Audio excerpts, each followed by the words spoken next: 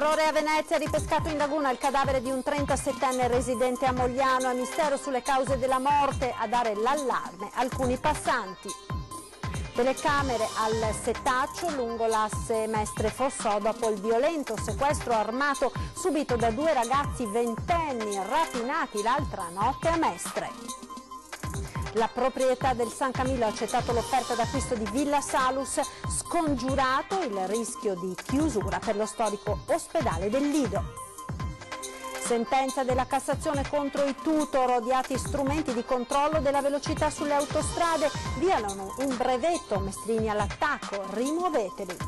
Dopo 30 anni di lavoro, il licenziamento, la separazione, un figlio da mantenere, sopravvivo con 120 euro al mese, il racconto di Sandro, ex operaio di Noale.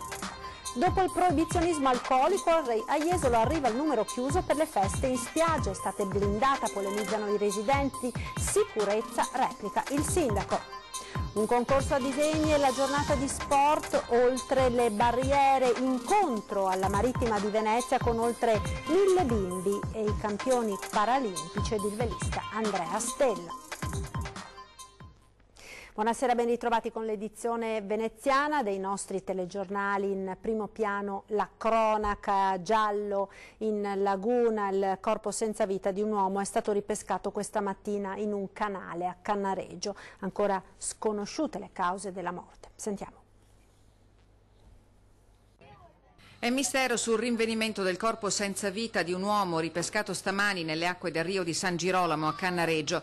Sono stati i documenti che la vittima aveva con sé a consentire alla polizia l'immediata identificazione. Si tratta di un 37enne residente a Mogliano ma originario di Venezia, del quale però non sono state fornite le generalità in attesa che l'autopsia chiarisca le cause del decesso.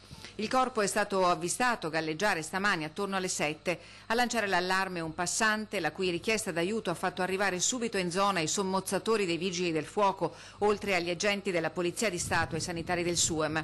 Come detto, non vi sono ipotesi certe sulla dinamica della morte, anche se la prima ispezione cadaverica eseguita immediatamente dal medico legale non ha evidenziato segni di violenza. Secondo i primi accertamenti eseguiti dalla polizia, nei giorni scorsi non erano state presentate denunce di scomparsa dalla famiglia, che è stata avvertita della tragedia in mattinata. Il cadavere al momento resta a disposizione dell'autorità giudiziaria fino al completamento degli esami medico-legali, che diranno se l'uomo è finito accidentalmente in acqua, magari in seguito a un malore, o se la morte sia la conseguenza di un gesto estremo. Telecamere al setaccio tra Mestre e Fossò dopo il violento sequestro di due ventenni nel veneziano. Sono già stati dimessi con 10 giorni di prognosi due ventenni residenti nel veneziano che la notte di lunedì scorso sono stati sequestrati in auto, rapinati e minacciati di morte con una pistola puntata contro da 3 ignoti aggressori. Anche oggi al vaglio dei carabinieri filmati delle telecamere cittadine lungo l'asse Mestre-Fossò, considerato il presunto rapimento avvenuto nel centro mestrino, intorno a Piazza Barche, fino alla Riviera, nelle cui campagne la coppia di amici sarebbe stata costretta a scendere dall'auto dopo le botte, la ripetuta imboscata subita e dopo essere stati privati dei rispettivi telefoni cellulari e dei soldi in contanti. Si attendono altre 24 ore per agganciare le celle dei telefonini rubati ai due ragazzi, con il contestuale incrocio dei dati. Nulla escluso tra le ipotesi del violento episodio, che però non sembra al momento essere riconducibile a questioni legate a droga e nemmeno ad un'iniziale pista che narra di un regolamento di conti. Ancora da chiarire inoltre il legame d'amicizia tra i due aggrediti, uno di nazionalità africana e l'altro dell'Est Europa. Indagini in atto da parte dei militari dell'Arma di Vigonovo, dove i due ventenni hanno denunciato il fatto, con l'ausilio del nucleo operativo della compagnia di Chioggia e del nucleo investigativo di Venezia.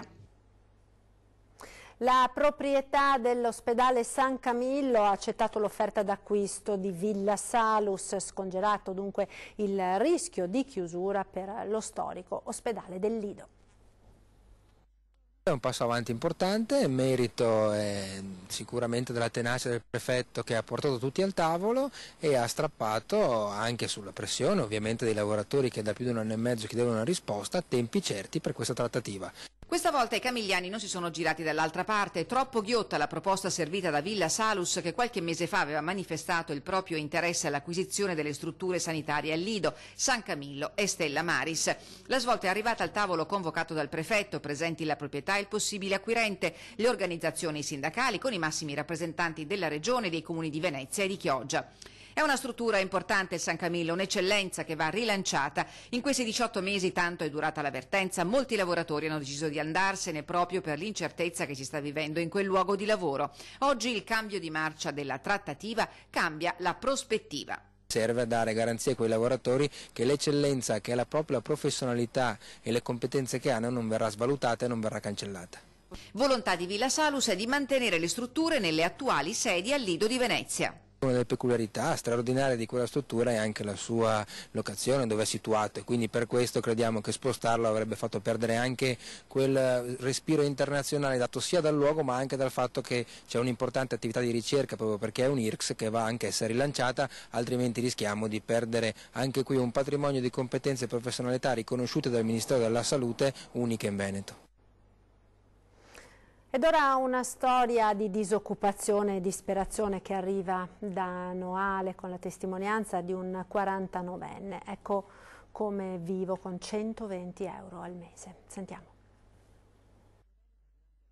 È disperato Sandro Casadoro, 49 anni, di Noale, costretto a vivere la giornata alla sventura della disoccupazione, giunta all'improvviso 4 anni fa, quando è stato licenziato dall'Aprilia, con la motivazione della crisi aziendale, come riporta lui stesso. C'è stato un esubero in azienda, le vendite in Europa andavano bene, ma in Italia purtroppo sono crollate e di conseguenza l'azienda ha dovuto, diciamo, ridurre i costi. Ha licenziato 140 persone, di cui una parte erano prepensionamenti e altre persone a sorteggio.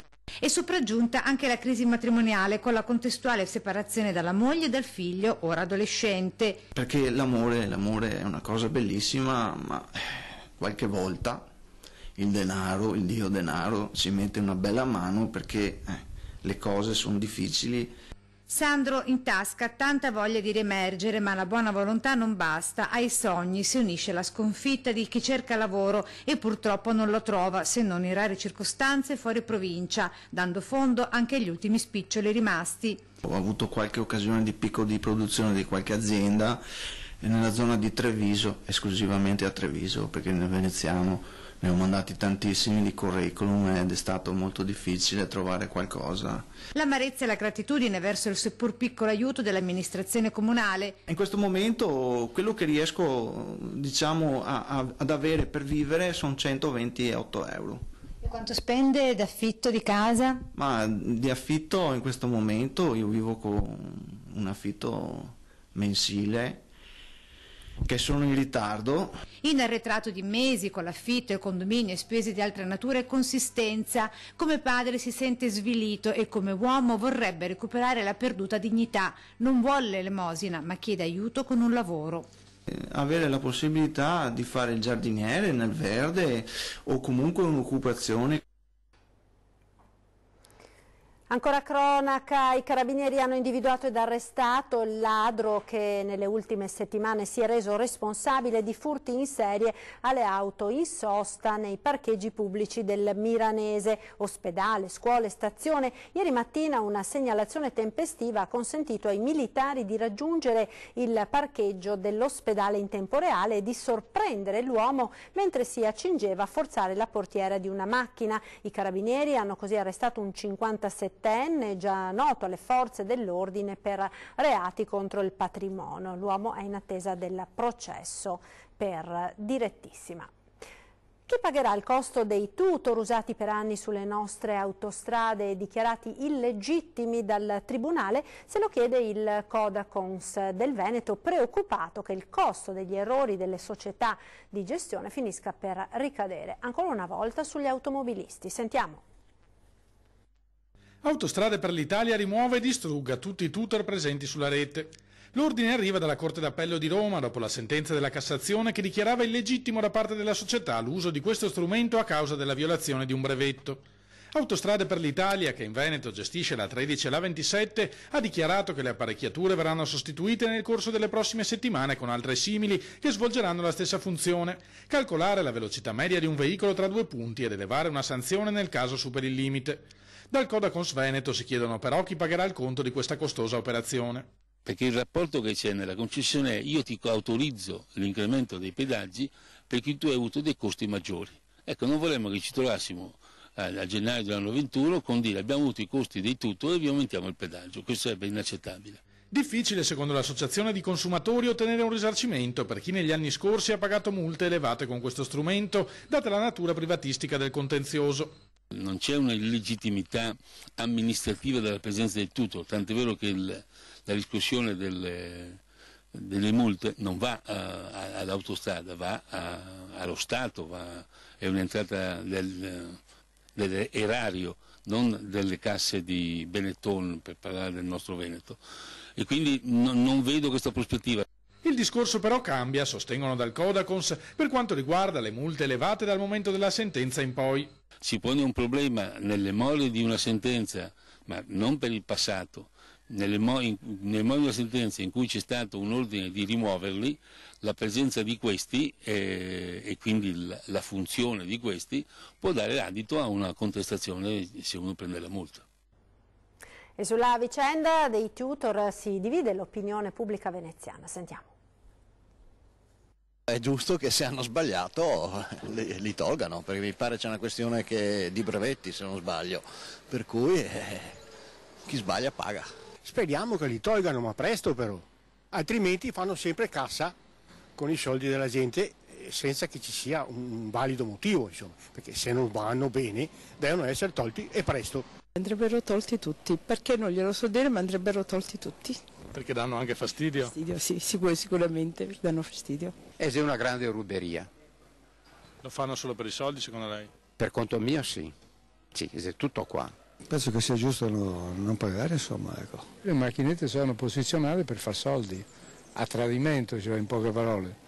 C'è un rettilineo dove non c'è niente, mettono la macchinetta e là prendono multe. Forse è una forma per ricordare a qualcuno che ti sorpassa a 200 o a 180 all'ora che la vita comunque va salvaguardata anche tenendo conto di questi limiti e di questi comportamenti che sono obbligatori per tutti. C'è una voglia da parte dei vigili di far valere dei diritti che non hanno, però i limiti e il rispetto dei limiti dovrebbero essere una cosa importante. Io ne voglio accadere più, perché mica un incidente da poco, già di un'autostrada ancora tranquillo, uno fuori dall'autostrada, boom, e uno addosso.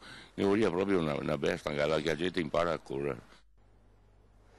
E sempre in tema vi diciamo che dalle 13 di martedì prossimo la città metropolitana di Venezia attiverà 2 nuovi autovelox sulle provinciali 81 e 32 nei comuni di Spinea e Mirano, già teatro di incidenti mortali. A Spinea il dispositivo verrà installato tra via Fornase e via Ferrovia in direzione Marghera-Venezia, a Mirano in via Cavin di Sala tra via Galilei e via Varotara. In entrambe le direzioni il limite di velocità è fissato a 70 km/h. Ed ora ci fermiamo per la pubblicità. A tra poco.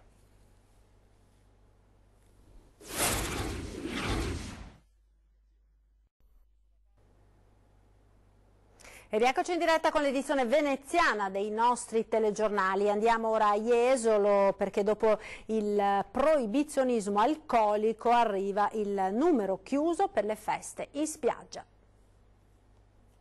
Nuove pesanti limitazioni per le feste sulle spiagge di Jesolo nell'estate 2018. Dopo una serie di incontri con le categorie, l'amministrazione comunale ha varato il nuovo regolamento che applica gli stringenti criteri di sicurezza stabiliti nel 2017 dal Ministero dell'Interno dopo i fatti di Piazza San Carlo a Torino. Ogni chiosco sulla spiaggia che vorrà organizzare una festa dovrà indicare la delimitazione dell'area destinata all'evento, assicurarsi che il numero di persone non superi di più del 50% quello dei metri quadrati, assumere steward in proporzione ai partecipanti, dotarsi di estintori e personale formato da corsi antincendio, segnalare le vie d'uscita con cartelli luminosi e redigere un piano della sicurezza da comunicare alla Commissione Comunale con almeno 3 settimane di anticipo. Queste nuove regole, spiegano dalla Giunta Comunale, sono un ulteriore passo avanti sulla strada del rigore intrapresa dall'amministrazione per garantire la massima sicurezza durante la stagione estiva. Siamo partiti con un'ordinanza importante, quella degli alcolici, nel senso che ormai è il 4º anno che la riproponiamo ed è un'ordinanza che va di fatto a puntualizzare l'aspetto dell'ordine pubblico. Limiti e divieti che avranno bisogno di un consistente numero di agenti a garantirne il rispetto. Martedì scorso l'incontro con il prefetto di Venezia Carlo Boffi per chiedere i consueti rinforzi estivi. Siamo stati in prefettura con il sindaco Valerio Zoggia, abbiamo richiesto 50 agenti per il periodo estivo, abbiamo bisogno di continuare una linea dura verso il controllo del territorio. Questi uomini, sostengono dal Comune, ci servono assolutamente per i necessari controlli antiterrorismo e soprattutto per continuare la lotta alla droga, che da noi è una vera pestilenza, difficile da contrastare senza un presidio capillare del territorio. Il prefetto ha dimostrato una certa sensibilità, auspichiamo che questi rinforzi arrivino. Un concorso a disegni e la giornata di sport oltre le barriere, incontro alla stazione marittima di Venezia con oltre 1000 bambini.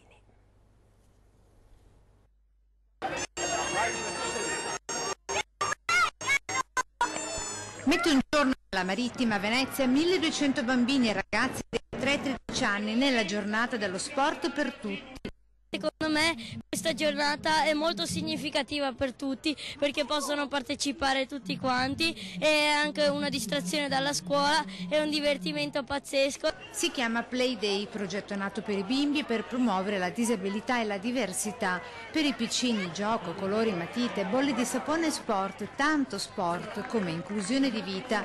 Con i grandi campioni paralimpici azzurri anche lui, stella tra le stelle, il velista senza barriere Andrea Stella. Ha saputo trasformare il suo dramma in opportunità. Ci sono tanti sport per persone con disabilità, quindi lo sport è un'attività veramente inclusiva e quindi secondo me è il miglior modo per far capire ai bambini, ai ragazzi in generale, che dove non ci sono barriere e preclusioni tutti possono vivere bene e dare il proprio contributo. Giornata promossa dall'Associazione Amici della Laguna e del Porto, Piccolo Principe e Oltre il Muro. E con loro abbiamo promosso dei concorsi nelle scuole attraverso l'ufficio dei denari educativi del Comune, nelle materne, elementari e medie. Concorso di disegni edizione 2018 con protagonista Elmer, l'elefantino colorato, emblema della diversità.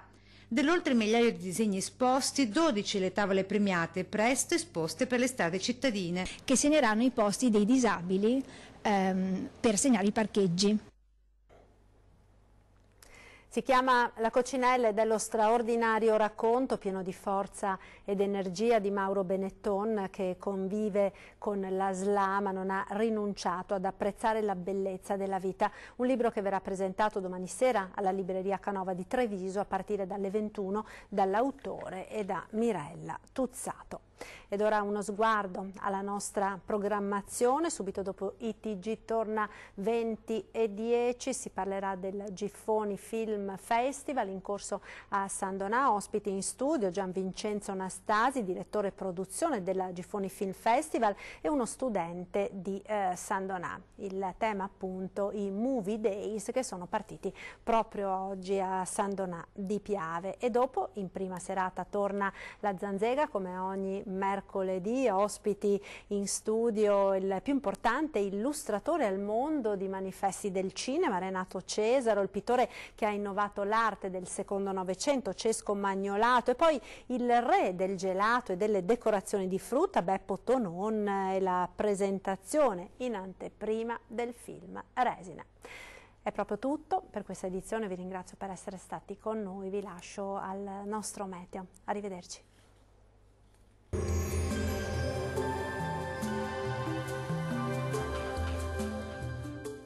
Tonus è il miglior negozio di calzature moda comoda. Qui troverete il più vasto assortimento di calzature Fratelli Tomasi. Eleganza e comodità, perché camminare è vivere. Ben ritrovati al meteo di Antenna 3. Condizioni di maltempo sulle nostre regioni. Vediamo il dettaglio di giovedì 12 aprile. Sul Veneto una perturbazione atlantica porterà piogge e temporali piuttosto diffusi. Sin dal mattino sarà molto instabile sulla nostra regione, con rischio di fenomeni anche di moderata intensità. Le temperature minime saranno comprese tra 8 e 12 gradi, valori massimi invece oscillanti tra 11 e 17 gradi. Situazione del tutto simile sul Friuli Venezia Giulia, anche qui prevalgono condizioni di tempo spiccatamente instabile, con precipitazioni temporalesche diffuse un po' su tutto il territorio regionale. Diamo uno sguardo alle temperature, le minime saranno comprese tra 10 e 12 gradi, i valori massimi invece oscilleranno tra 13 e 18 gradi circa. Raggiungiamo infine il Trentino Alto Adige. Sin dal mattino e per tutto l'arco della giornata sulla nostra regione sarà molto instabile, con piogge diffuse su tutti i settori, localmente anche di moderata intensità. Le temperature minime saranno comprese tra 7 e 9 gradi, i valori massimi invece tra 13 e 15 gradi. Dal meteo di Antenna 3 per ora è tutto. Arrivederci al prossimo aggiornamento.